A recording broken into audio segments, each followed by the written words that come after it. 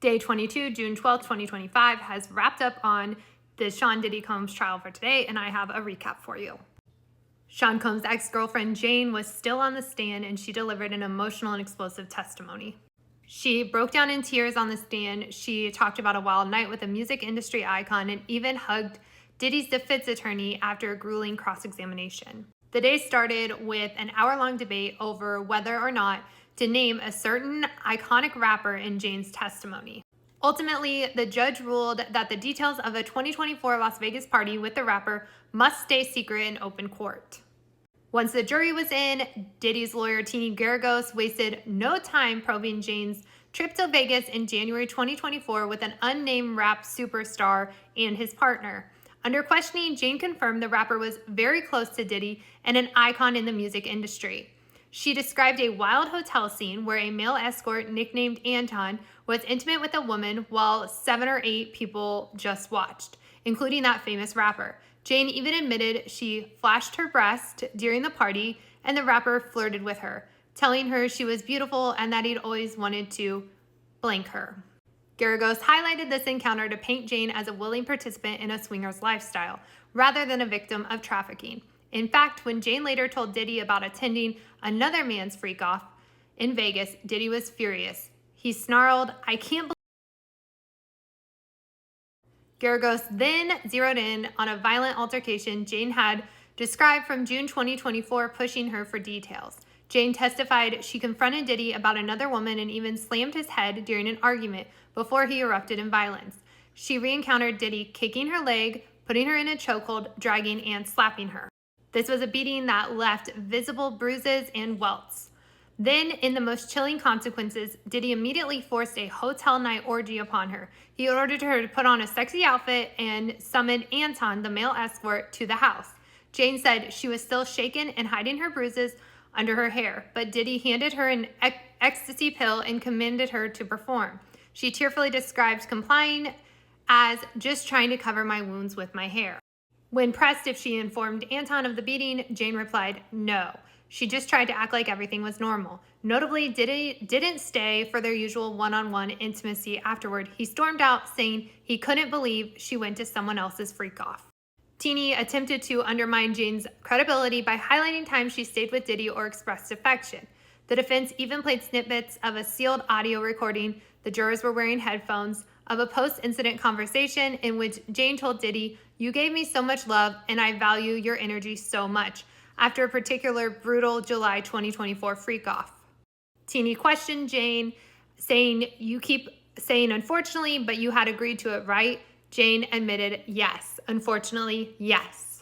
Jane did push back on the claims that everything was consensual, and she said, "I resent him for knowing how much I loved him and knowing I couldn't say no to him. I resent him for it, yes." That raw statement acknowledging she agreed only because she felt trapped by her love for Diddy. So after 3 intense days of cross-examination, the prosecution got one last chance to clarify Jane's story on redirect, and it was gut-wrenching. They aimed to try to reframe the thoughts on the friendly text and what seemed to be consent. The prosecution shared a new detail that while Jane was texting Diddy, "I know what you want, baby," and trying not to make you mad before one freak-off, Diddy was secretly texting the male escort, "I'ma need you to persuade her." Jane looked stunned, saying that she had never seen that message until now. The evidence suggested Diddy was actively pulling strings behind Jane's back to ensure she went through with the group sex. They then asked Jane if she got any physical enjoyment out of these nights, and she said, "No, I was putting on a show." She explained she often faked things just to appease Diddy, never having any pleasure. As she said this, Jane broke down sobbing on the stand. Through the tears, she shared this message, "I was made to carry the impossible pressure. All the nights when these men, I just thought it was unfair," she cried. "Why do I have to break all my boundaries and compromise myself and they don't have to? Why am I being treated like this?" Prosecutors reminded the jury of the brutality behind the scenes, walking Jane through that June 2024 assault again, this time emphasizing Diddy's cruelty. "Was Sean vulnerable with you when he forced you to perform things with Anton?" And Jane answered, "No." "Was he affectionate at all?" Her answer, "No." "What was his demeanor?" "Evil," Jane said. She testified that Combs was angry and domineering the entire time. Then, in a brief cross-examination, the defense tried one last angle, suggesting Jane had opportunities to leave and was financially motivated to stay. Teeny noted that the June 2024 fight happened while Diddy was already under federal investigation, implying Jane could have reported him. She also highlighted that even after the breakup, Combs was paying Jane's rent and still is, and sending her money. Jane acknowledged receiving $5,000 a month in child support from Diddy, plus $150,000 total over 3 years, and that she earns about $10,000 a month on OnlyFans now. The defense then questioned her, why not give up the luxury home that Diddy pays for if those freak-offs were so awful? And then Jane answered, that's where me and my child live. That's a very hard question for me. She was very upset during that answer. Then Teeny calculated the payments and implied Jane was effectively on Diddy's payroll. Jane shot back with a stinging quote that had everyone talking, saying, is that all I'm worth in 3 years? So after 6 days of gut-wrenching testimony, Jane stepped down from the witness stand in a moment that was surprisingly heartfelt. In a display of raw emotion and perhaps relief, Jane did something no one expected. She walked over and she hugged the prosecutor, and then she turned and hugged the defense lawyer as well.